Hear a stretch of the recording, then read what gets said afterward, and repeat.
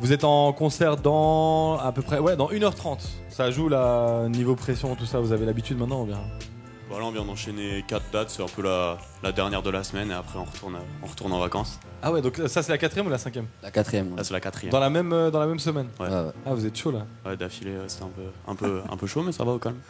Vous avez le Zénith en avril, Zénith à Paris. C'est ça. Donc grosse ascension pour vous et ça c'est lié notamment à votre dernier album qui est. Alors j'ai pas compris, c'est le premier album officiel Adieu bientôt ou? Non, ça c'est C'est ça, selon les trucs c'est marqué premier album, c'est marqué troisième album. C'est des trucs de label ça comme on dit. Non, ouais, j'avoue. Troisième C'est disque. le troisième.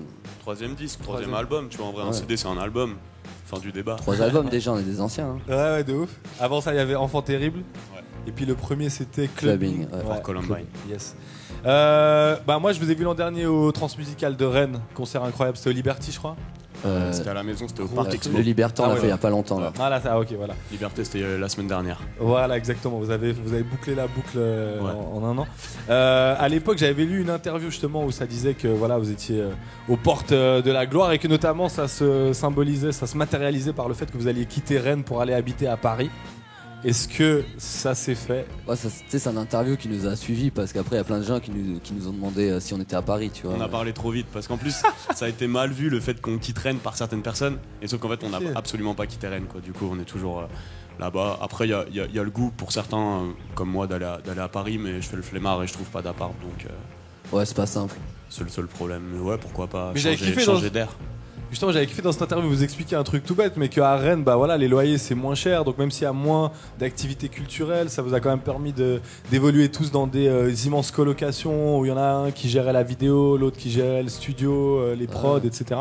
Non, puis t'es pas très loin de Paris et des fois c'est moins fatigant de prendre ton 1h30 de train pour aller à Paris que de chercher un appart sur Paris, tu vois. Ouais, il y a un peu moins de pression. Tu vois, même au niveau de la musique, t'as un peu moins de concurrence directe et tout. Du coup, t'es un peu dans la salle du temps, tu vois, à Rennes, et du coup c'est cool de pouvoir quand t'as envie de calme, se concentrer là-bas quoi. Parce qu'au final on sort pas nous, tu vois, on se voit faire la tournée et puis quand on rentre chez nous on fait tous du son, on se capte juste pour ça ou tu vois.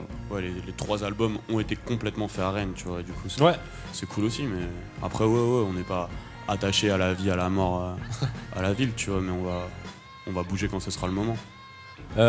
J'en profite pour rappeler quand même auprès des internautes que vous pouvez poser vos questions à Luigi PK et Fodacé dans la section chat de la vidéo. Partagez aussi le live puisqu'on vous fera gagner un t-shirt du Beat Festival. Et moi maintenant, c'est moi quand même qui enchaîne avec les questions.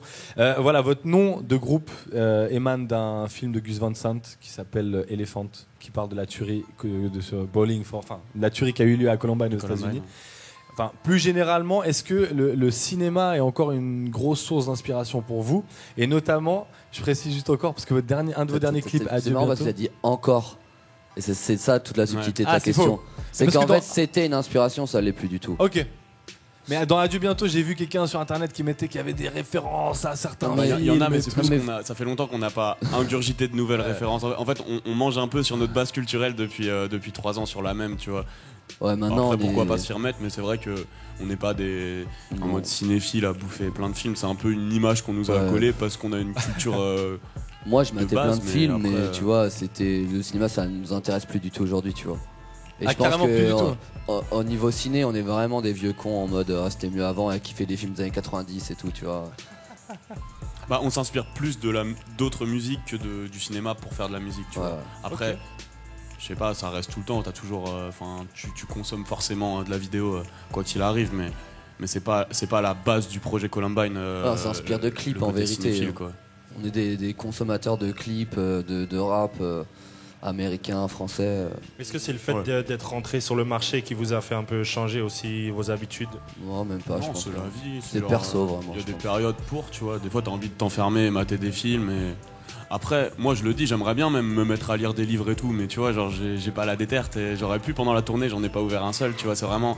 Enfin, ça peut te servir pour créer, mais je sais pas, faut le vouloir, tu vois, faut vraiment avoir. C'est de la motivation quoi. Ouais, puis il faut trouver le truc qui te représente, tu sais que tu vas kiffer, tu vois, si tu commences à lire des livres, regarder des films et t'en enchaînes, et en fait ça t'apporte rien, ça arrive aussi, tu vois. Et c'est ça aussi le cinéma, c'est qu'on s'est plus sentir représenté dans ce qu'on voyait, donc t'en regardes plus, tu vois, des séries c'est pareil, on en regarde très peu. Après quand il y a un truc audiovisuel, tu vois, dont on parle entre nous, on va tous le mater, et voilà, c'est validé par l'équipe, mais c'est tu vois, c'est pas souvent, tu vois. On est un peu des éponges. En fait, si on mate un film, on peut t'en faire 3-4 morceaux. Donc du coup, ça va. Il n'y a pas besoin de surconsommer. Ouais, tu vois, comme Scarface, tu vois, c'est pareil. Ah, Scarface, c'est 3 albums direct. Ouais, voilà, tu peux en faire C'est 3 discographie. Dragon Ball et Scarface, et c'est bon, t'es refait. Mais justement, ouais, tu dis ça vous représente plus, mais au final, vous êtes quand même encore assez jeune. Donc à quel moment, assez vite, ça a arrivé c'était un peu écœurement du production culturelle. Quand tu mates des films au début, quand t'es adolescent, t'en as besoin parce que tu vois, c'est ta façon de découvrir le monde, tu vois. Et après, une fois que t'as découvert, t'as des problèmes perso qui sont rentrés, ta vie personnelle, tu vois, elle prend plus de place et t'en as marre de voir des relations amoureuses à l'écran. Tu veux vivre la tienne, tu vois. C'est ça, tu vois, la différence. Donc aujourd'hui, c'est tu plus vis pas à travers en regardant des films en fait. C'est plus vos expériences personnelles qui vous inspirent que des choses extérieures. Ouais, on est plus sincère dans l'introspection. En fait, quand tu t'inspires d'un film, tu vas raconter quelque chose qui t'est pas arrivé à toi. En fait, ça va plus être des belles images, des belles métaphores, ou voilà, vraiment exposer sa culture. Mais en fait, ça peut être un peu chiant aussi, tu vois. Je pense que ce qui va toucher plus, c'est quand ça vient vraiment de toi, tu vois, plutôt que raconter un film que des gens n'ont pas vu. Après, pourquoi pas, tu vois, mais ouais, je pense que c'est dans ça qu'on se trouve plus, quoi, dans parler de nous plus que parler des films. En live, je suis désolé, il y a des gens qui ont le nom de famille, j'arrive pas, mais c'est Dominique qui demande est-ce que vous avez des feats prévus dans le Turfu? Non. En vérité, non. Ouais, vous êtes toujours un peu avec les gars de votre entourage, quoi. Bah, on est vraiment même tous les deux, tu vois ce que je veux dire. Genre en fait, quand on fait un son tous les deux, c'est comme si on se fitait parce qu'on se permet aussi beaucoup de solos sur l'album. Et du coup, les morceaux en duo, c'est comme si on fitait tous les deux. On se force pas à faire de la musique avec un tel ou un tel, même entre potes. C'est vraiment genre, tu vois, free et des fois on fait les sons tous ensemble, même pour Gaulerie qui vont même pas sortir. Mais tu vois, l'équipe est tellement grande en termes de beatmaker, en termes de rappeurs que tu vois, déjà satisfaire tout le monde et mettre en avant tout le monde, ça prend du temps. Et tu vois, faire progresser les uns les autres. Du coup, ouais, on se concentre plus là-dessus que de fitter d'autres personnes. On n'est pas contre, mais il faudrait que ce soit des matchs, tu vois, des gens avec qui on kiffe. Mais sous le nom de Columbine, ça pourrait être bizarre, tu vois. Je trouve qu'il y a quand même quelque chose de cool de par le fait qu'on fasse pas de feat. Après, on n'est pas fermé à ça. C'est juste que l'occasion s'est pas présentée, qu'on marche aussi beaucoup à l'humain, que si on rencontre un autre artiste, que ça matche artistiquement et humainement, ça pourrait arriver. Après, ça pourrait être sous d'autres formes de projets, ça pourrait être plus en solo que vraiment sous le nom Columbine, qu'il y aurait des feats. Je pense qu'il faut pas s'attendre à un featuring Columbine. Il y a quelques rappeurs en dehors du groupe ou chanteurs, chanteuses, tu vois, qui traînent autour du groupe, tu vois. Mais tu vois, c'est pour le futur et c'est des gens avec qui on est en contact et pas forcément de featuring, juste des artistes qu'on kiffe et tu vois, plus en solo, je pense en fait. S'il y avait des feats, ce serait plus en solo. Donc la réponse à Dominique. C'est Dead. Pour l'instant, c'est Dead, c'est un club privé. C'est véridique, il a un nom de famille. Non, c'est vrai. Et puis on a Chloé L qui demande pour quand Buvette Tape 4. Ça, c'est un side project que j'ai avec Chaps, qui est un autre membre du groupe. C'est genre. On a fait un son avant-hier qui pourrait être dessus. Ouais, voilà, c'est des sons qu'on fait vraiment à l'arrache. Hier, vous avez fait quoi? Avant-hier, on a fait un son, on jouait, puis il y avait un studio dans une salle à Nancy. Et genre, on a fait un son comme ça pour le délire. C'était chacun à un quart d'heure pour faire son couplet, tu vois. Terrible. Ouais, mais c'est pour resituer, c'est ça, c'est des mixtapes qu'on fait sur SoundCloud. On en a déjà fait 3. Et c'est vraiment à l'arrache, quoi. Genre, c'est pas mixé, c'est dégueulasse, on dit n'importe quoi, on fait les sons en 5 minutes. Mais tu sais, ça permet de décompresser entre deux albums, tu vois. On a toujours ce truc où on se permet de faire de la musique pour gaulerie, où on dit de la merde, on n'a pas porté un personnage qu'on représente déjà tout le temps. Là, tu peux te laisser vraiment aller. Parce qu'en fait, ça soulève quelque chose de super intéressant, c'est qu'il y a plein d'artistes qui ont abandonné quand ils arrivent dans cette phase où il faut arranger les morceaux, où il faut les mixer, où il faut les masteriser. Et du coup, là, tu dois être tight sur ton truc, tu dois avoir cette volonté de dire bon les gars, vas-y, on y va, il faut continuer, il faut écouter le morceau. C'est le côté 200 fois. Mixtape un peu quinri, tu vois, que nous on kiffe.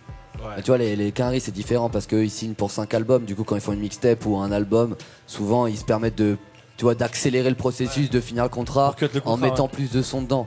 Alors que quand en France, on va te dire plus, vas-y, prends ton temps, sors un gros truc, t'as signé pour 2 albums, et il faut que t'arrives, ce soit lourd d'entrée. Et comme tu disais tout à l'heure, ça ce truc marketing du premier album, tu vois, de l'effet de surprise. Mais on n'est pas non plus en mode mixtape non plus, parce que genre on a beaucoup de sons de côté, on sait même pas si on va les sortir. Et juste ça permet de relâcher la pression, de se dire ok, je suis frustré de pas avoir sorti plein de sons, alors je vais en faire un petit délire, tu vois. Et plus tu passes des étapes en production, plus tu découvres que tu peux aller plus loin, plus tu t'habitues un peu à une forme de luxe, tu vois. Du coup, c'est cool des fois de revenir aux bases où tu t'en bats les couilles, tu prends un son sur un type beat sur YouTube et tu mixes pas et tu le balances quand même en ligne. Et du coup, c'est un peu ça. Après, les Buvette Tape, c'est vraiment une niche, tu vois. Il y a à peine 100 000 écoutes, c'est vraiment pour nos fans hardcore. Non, c'est rien. À peine 100 000 écoutes, ça va, les gars. Non, mais c'est ouf, c'est ouf. Parce mais je veux que, dire, comme tu le dis, en rapport à aujourd'hui, je comprends. ouais, mais ça, en fait, on a des problèmes de riches maintenant, tu vois ce que je veux dire. Pour nous, beaucoup, c'est 10 millions. En Suisse, t'as 100 000 écoutes, t'es triple disque de diamant. C'est ouf. Mais c'est cool, t'as raison de dire ce truc de. Mais c'est cool de revenir aux bases en fait. Ouais, j'ai moins cette pression, du coup, t'explores des trucs et des fois tu dis putain, j'ai trop kiffé faire ça. C'est de l'entraînement aussi, tu vois, en faisant des sons de test comme ça, tu découvres des nouvelles choses. Toi, c'est de l'entraînement, tu t'apprends à écrire vite, enfin tout ça, ça fait partie du processus. Parce que souvent, il y a des rappeurs, tu sais, ils font genre un album, ils font la tournée et du coup, ils ont rien fait pendant la tournée, rien exploré, rien. Tu sais. Il y a aussi des sons qu'on a sortis sur les albums qu'on a fait aussi en un quart d'heure, tu vois, ou en 1 heure. Ça dépend vraiment du mood. C'est vraiment une question de graduation. Tu vois, ce qu'on va mettre dans les albums, ça va vraiment être le meilleur de ce qu'on a fait sur les derniers mois, quoi. Mais c'est vrai qu'on vient d'un truc très homemade, tu vois, et du coup, on essaie de pas perdre cette vibe-là, même si on veut pas que ça devienne un plafond de verre en mode. Faut pas tout le temps que ce soit crado, mais c'est aussi, faut être à l'aise dans la musique que tu fais. Bien sûr. Et si t'as l'occasion, et si t'es à l'aise avec ça, pouvoir passer des caps de production, tu vois, en termes de aller plus loin en mix, aller plus loin en technique d'enregistrement, en structure musicale. Est-ce que vous êtes tout aussi à l'aise en posant à la maison que dans des big studios? Ouais, après on fait globalement plus de sons à la maison, mais là on commence à être amené à les réenregistrer dans d'autres conditions. Et avant on n'y arrivait pas en fait. Avant on n'arrivait pas à retrouver une vibe qui nous plaisait. Tu perds un peu la première énergie. Mais le meilleur combo c'est quand t'arrives à enregistrer quelque chose de sincère dans un bête de studio. Tu vois ce que je veux dire? Là, t'es content. Parce que des fois il y a des prises à la maison, on les a gardées dans l'album mais elles sont un peu ghetto, tu vois, genre si tu veux, genre si tu tends l'oreille, t'entends le clic, t'entends T'as un exemple par rapport à l'album? Je crois pas l'exemple, mais c'est dans tous les précis, sons. mais je pense que si tu tends l'oreille sur certains plein morceaux, de prises de son viennent de chez vous directement, les prises de voix carrément. 80%. Ah ouais. Après voilà, comme c'est facile en fait, c'est le rap c'est aussi le genre le plus accessible, le plus facile à faire. T'as juste besoin d'un micro. Pour le homemade, ouais, voilà. Et puis si c'est bien mixé, tu peux rattraper des dingueries, tu vois, tu peux rattraper des prises dégueulasses avec des micros à 100 balles, il y a pas de problème. Mais en fait, si tu deviens plus pointilleux, tu peux finir par ne plus vouloir ça aussi un peu, tu vois, genre à vouloir avoir un peu un son parfait. Vraiment, la base de ça, c'est que aussi on n'a jamais trouvé d'ingé son qui correspondait, qui comprenait notre technique. On a la frustration d'avoir enregistré un premier EP ensemble dans une maison de quartier avec un mec qui nous a un peu arnaqué. Du coup, on s'est dit ouais, lui il a rien compris, il a une vision du rap hyper basique. Et après, du coup, on est parti en made pour tout le reste des albums. Et là, on se remet à trouver, à kiffer en studio parce qu'on a bossé avec un ingé son, tu vois, qu'on kiffe. Et du coup, tu vois, les prochains sons, on était à l'aise, tu vois. Le mec avait la même vision que nous. Et voilà. C'est de l'humain en fait. Faut pas que le mec soit une machine en fait, faut que ce soit un artiste, même un ingé son ça peut être un artiste et il faut qu'il ait une vision. Et là, faut qu'il kiffe ce que tu fais, même dans les lyrics, qu'il soit à l'écoute, tu vois, parce que c'est de l'interprétation. Si t'interprètes ton truc et que le mec il est pas habitué à ce genre de lyrics, c'est marrant. Des fois tu peux, comme tu dis, tu fais un morceau, t'envoies les pistes. Et selon l'ingé son, il y en a un qui va te renvoyer de la magie et un autre, tu vas dire non, mais je me reconnais pas du tout là. Ça dépend en fait, il y a d'un côté, si le mec prend se fait trop plaisir sur le son, il peut te dénaturer, donc du coup ça va pas aller. Mais des fois, ça fait plus plaisir que le gars te propose quelque chose en fait, qu'il ait une vision, qui tente même si ça passe pas. Et le jour où ça passe, ça peut devenir ton mec de référence. Nous, on aime bien créer une équipe qu'on maintient, tu vois pas. Enfin, idéalement, ce serait cool de pas changer d'ingé son à chaque projet, tu vois. Mais du coup, il faut réussir à trouver les perles rares. Et c'est vrai que là, récemment, on a trouvé un bête de gars qui on va sans doute être amené à retaffer, quoi. Comment il s'appelle? Vas-y, on peut pas dire, on dira. Ah bon, d'accord. Allez, on garde la surprise. On garde la surprise. En fait, garde l'anonymat, il est que pour nous. Non, mais vous saurez, vous connaissez sûrement, mais vous saurez. Il y a une question que je trouve super intéressante. Est-ce que vous écoutez les covers de vos chansons faites par des fans? Et si oui, pour vous, quelle est la meilleure? On écoute. On les écoute presque toutes. Il y en a des cool. Il y en a, ils trichent un peu. Il y en a ils connaissent 3 accords, enfin peut-être 2-3 accords. Et en fait, quand tu connais un accord, tu peux chanter n'importe quel son en changeant complètement la vibe. Mais du coup, il y a des trucs marrants. Il y en a qui chantent faux. bon, c'est mignon, le geste est cool. Après, il y a vraiment une meuf qu'on a repartagée qui a fait une reprise. Il y en a qui chantent que les parties faciles, tu sais, tu sens, tu vois, genre. Et cette meuf, pour l'anecdote, elle a fait un medley de notre album et je l'ai repartagé sur Insta, tu vois. Et le truc a pété, genre, c'est devenu la vidéo la plus regardée sur notre Insta, tu vois. Et je sais pas, elle a pris genre 20 000 abonnés et je sais que. Enfin, je sais pas, genre, ça se trouve, ça va lui ouvrir les portes pour un projet perso à elle. Pour l'instant, elle fait de la reprise, mais je trouve ça cool, tu vois. Moi, je suis touché quand quelqu'un reprend notre son, tu vois. Après, tu veux pas regarder tous les trucs de fans, des fois, tu vois, forcément, tu loupes des trucs. Mais c'est un plaisir, des fois, ils chantent mieux que nous, donc c'est magnifique. Moi, j'ai une question. C'est vexant et magnifique. Ouais, shout out. Alors, n'hésitez pas à continuer à faire des covers et les envoyer à Luigi PK, Fodacé, Columbine. J'ai une question sur un lyrics, enfin une parole que tu as dans un de tes textes, Fodacé. C'est le titre H d'or. Tu dis: je me sens pas représenté dans vos prix, récompenses et jurés. Et précisément, on est à la période des victoires de la musique enfin, c'est la période de toutes les récompenses musicales en vrai. Ouais, et là, il y a les victoires de la musique. Petite anecdote là-dessus, mais je sais pas si on a le droit de le dire en fait. Ah, vas-y, on a eu plusieurs artistes qui ont livré des exclus ce soir. Vas-y. En fait, on était on les sélectionnait, tu vois. On était dans le top 5. Et tu vois, à la fin, on regarde 3. Et nous, on a fini genre 4ème ou 5ème. Donc, il y a des gens qui ont poussé pour nous, tu vois. Et c'était presque une surprise, tu vois. Enfin, dans les expectations, il n'y avait pas forcément, tu vois, on n'était pas forcément prévu. Donc, ouais, c'est plutôt cool. Après. Ouais, je sais pas. Moi, je comprends pas toujours la logique des prix et les victoires de la musique. Bon, même si on a su récemment comment ça fonctionnait, on n'est pas non plus. Tu vois, on comprend pas. Tu vois, il y a pas de logique. C'est hyper subjectif la musique et bon. Chaque année, c'est les mêmes débats sur les victoires. Je pense que si tu gagnes une victoire de la musique, c'est cool parce qu'en fait, ça pousse ton projet, ça lui donne une meilleure visibilité. Après, même si nous on le gagnait, je considérerais pas notre album le meilleur de l'année pour ça, tu vois, parce que tu sais qu'il y a tellement d'enjeux derrière cette émission, que c'est aussi un truc de très grand public. Du coup, ça veut, enfin, c'est pas une analyse super objective de chaque album. Donc je pense qu'éternellement, ce sera pas satisfaisant, surtout sur la partie rap qui est un peu, je sais pas, c'est un peu délicat. Tu sens qu'ils savent que les mecs qui jugent, je sais pas s'ils s'intéressent. Ouais. Puis les catégories, tu sais, il y a des albums oubliés qui sont un tendu, peu. Quoi. Il y a des albums qui auraient pu y être, mais après c'est cool, tu vois. Il y a des bons. De toute façon, il y en a que 3. Tu vois ce que je veux dire? Il y a 40 albums qui sortent, il y en a 3 qui sont sélectionnés. Mais qui justement, vous parlez de comment ça fonctionne? Nous, on sait pas comment ça fonctionne. Qui choisit c'est pas à nous de le dire parce que c'est pas un truc Illuminati non plus, tu vois. C'est genre, je sais pas. Tu sais que ça, je sais pas, ça répond à une demande précise. C'est tout, tu vois, genre c'est de la télé, tu vois ce que je veux dire, du coup. On est dans le milieu, on est dans l'industrie, donc tu vois, on connaît, on a les contacts inaudibles. Il y a des mecs qui votent et c'est pas forcément des gars. Pour les Grammys, t'as genre des membres du comité des Grammys, mais il y a genre 1000 ou 2000 personnes qui sont tous des professionnels de la musique qui votent.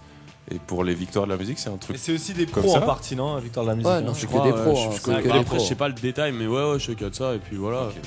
Mais c'est plus carré sur. Je sais pas, je te dis, c'est la partie rap souvent qui fait un peu parler. Tu sais, comme dans tous les prix, il y a forcément des stratégies. Tu vois, c'est comme un ballon d'or. Tu vois, c'est pareil. Il y a des stratégies de gens qui vont se dire, ok, on va plutôt miser sur cet artiste-là. Tu vois. Et...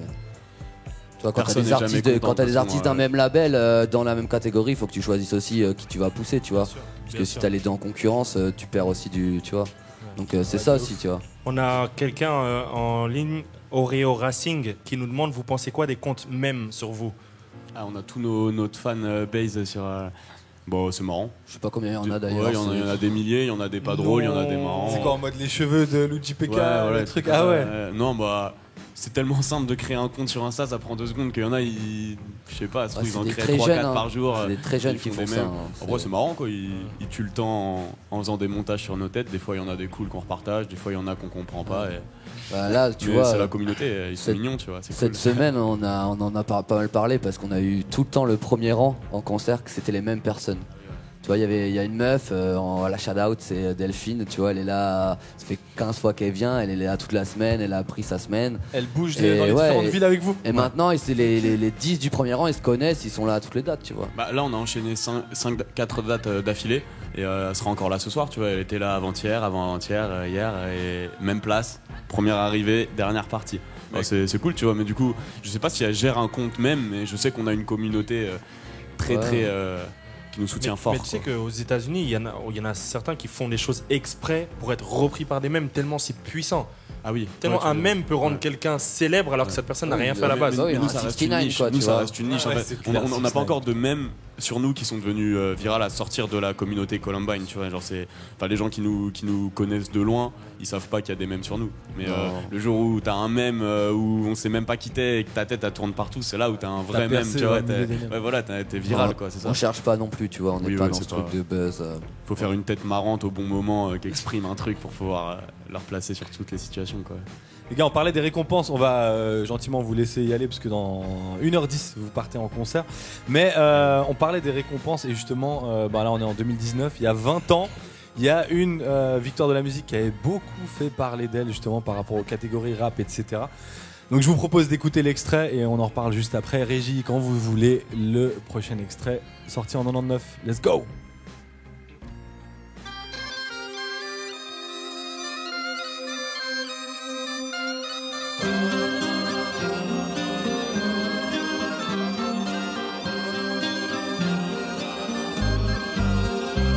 Le vent souffle sur les plaines de la Bretagne armoricaine. Je jette un dernier regard sur ma femme, mon fils et mon domaine. Hakim, le fils du forgeron, est venu me chercher. Les druides ont décidé de mener le combat dans la vallée. Donc les gars, vous avez reconnu, bon évidemment, ce qu'on voit pas là sur l'écran, on voit juste le clip, mais en même temps c'est marqué le nom du groupe, etc.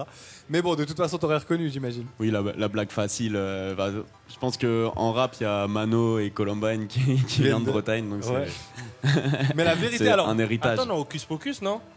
Nantes. Vincile. Ah, Nantes. Ah, ok. Faire attention. Connais ta géographie, en plus tu viens de Paris à la base, toi. Ah, les gars. Nantes, ça reste. Pour les Bretons, ça reste la Bretagne historique, tu vois. Mais Ouais, pour moi aussi, ouais. on va dire, c'est pas Bretagne. Non, Juste- mais je sais pas s'il y en a eu d'autres, mais il me semble que c'est Mano. Alors juste pour préciser, l'album en fait, leur album Panic Celtic, c'était le premier album, il est sorti en 1998, il y a eu une réédition en 99 et en 1999, ils ont gagné. C'était la première fois qu'on créait la catégorie en fait. Et à l'époque, ça s'appelait rap ou groove. Donc groove, ça veut rien dire. Wow. Ensuite, il y a eu plein de fois, ça s'est appelé rap, groove ou raga. Ils ont un peu tout mis ensemble. Et à partir de 2007, c'était musique urbaine. Là, on en parlait en off justement. Et cette année, donc après 10 années où c'était musique urbaine et on foutait tout le monde dedans, bah ils ont re-splitté musique urbaine et rap en fait. Donc du coup, deux catégories différentes. Exact. Qui veulent dire un peu la même chose, quoi. Ouais, bon, après dur, dans musique urbaine, ils ont mis Aya Nakamura, Eddie De Preto et la troisième personne, je sais pas. Ah, Big Flo et Oli, tu vois, mais c'est vrai que c'est questionnaire. C'est peut-être pour jouer sur les gens qui n'ont pas de case directe, on crée des nouveaux genres. Enfin, après, c'est dur, en fait, le rap est tellement ouvert maintenant qu'en fait, presque il y a des morceaux de rap qui pourraient être mis dans des cases plus chansons françaises, variéttes. De ouf. En France, on sait plus quoi en faire. Ouais, mais c'est pop urbaine. En France, les gens et le rap, ils ont encore un problème d'identification, tu vois. Tu vois, je veux dire, il y en a qui disent qu'on fait du rap, il y en a qui diront qu'on fait pas du rap, il y en a qui accepteront jamais que Columbine ça soit des rappeurs, tu vois. Il y a encore un problème là-dessus, tu vois. Et puis quand tu fais musique urbaine, ça veut tout et rien dire, ça veut rien dire. C'est pas musique de campagne, quoi, tu vois. Donc, t'as pas musique de blédard, musique de campagnard, donc. Ça veut rien dire. C'est ce que je veux dire. Juste Mano, un mot là-dessus. Enfin, est-ce que c'est quelque chose qui à un moment ou à un autre vous a. Non, mais vraiment, moi la vérité, les gars, plaisir coupable, j'ai écouté Mano. Mon grand frère au bout d'un moment m'a dit tu ne dois plus écouter Mano. Ouais. J'ai suivi son conseil, mais. Enfin, voilà, vous venez de Bretagne, c'est pas quelque chose qui vous a du tout. Moi j'écoutais quand j'étais minot, après je savais pas du tout que ça venait de Bretagne à l'époque. Enfin, je sais pas, mais tu sais quoi, c'est des Parisiens qui font du rap. En fait, c'est des Parisiens, je crois, qui ont des origines peut-être de Bretagne. C'est presque de l'appropriation culturelle. C'est manigancé, quoi, presque le truc, c'est un truc de label. La musique celtique, ça cartonne, on en parlait, mais genre le festival interceltique de Lorient, c'est genre le plus gros festival en termes d'audience en France. Par contre, c'est cool qu'ils aient ouvert le rap aux victoires de la musique finalement, s'ils ont été premiers. C'est bon pour la culture. C'est chiant de toujours dire le rap, tu sais, ça doit être la sous-culture, acceptez-nous, tu vois, genre au bout d'un moment. Des fois, même nous, ça nous fait plaisir dès qu'on fait plus du rap, tu vois. Des fois, ça permet de relâcher un poids en mode, vas-y, tu vois, qu'est-ce qu'on s'en fout, tu vois. Les gars, on arrive gentiment à la fin de cette interview. Merci infiniment d'avoir pris le temps. Parce qu'on franchement, on vous a kéblo un bon petit moment, mais vraiment c'était un bon moment. Au calme, on a quoi? On a encore 3 quarts d'heure avant de monter sur scène. La pression, ça monte un peu ou ça un roule? peu, mais ça va. Vite fait. On fait pas souvent de festival, donc c'est un peu le truc différent ce soir, tu vois. Ouais, puis ça sort 3 jours de concert, les voix sont pas forcément au top, forcément, tu vois. Ça va bien se passer. Yes. Votre actu quand même, les gars, donc il y a le Zénith en avril. Et puis quoi d'autre? Adieu bientôt qui continue de faire son bout de chemin. Des sons qui bientôt, vont arriver aussi. Ouais, on a du neuf qui va arriver. Après, on va pas très en prochainement. dire. Très prochainement. On va pas en dire trop, mais sous peu. Ouais. Nous, on n'arrête jamais, tu vois. Genre, faut déjà du neuf. L'album, on l'a déjà digéré. Il faut du neuf. Non. On vous dit adieu bientôt en fait. En tout cas, adieu, à bientôt alors. Adieu, au revoir. C'est bien. Yes, les gars, merci infiniment encore une fois à Columbine.